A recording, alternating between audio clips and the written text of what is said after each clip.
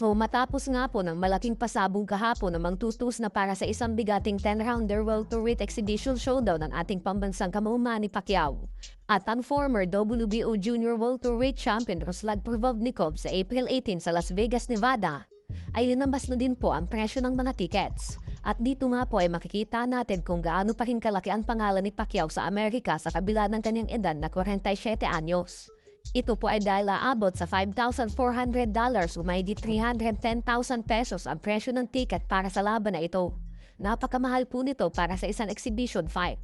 Pero dahil sa laki ng demand ng fans kay Pacquiao kaya inaasahan pa rin na masusold out ang tickets na ito sa gabi ng kanilang sagupaan. Ang pinakamura naman na ticket ay $178 o mahigit 10,300 pesos. Ito yung pwesto sa pinakaitaas kung saan halos mauuntong lang ulo mo sa bubong ng arena.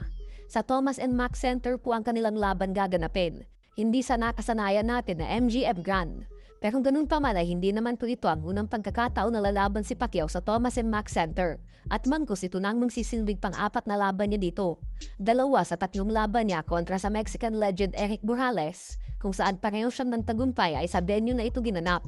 At huling beses siyang lumaban dito ay mahigit 10 taon na ang nakakalipas, kung saan tinalo niya by unanimous decision si Jesse Vargas.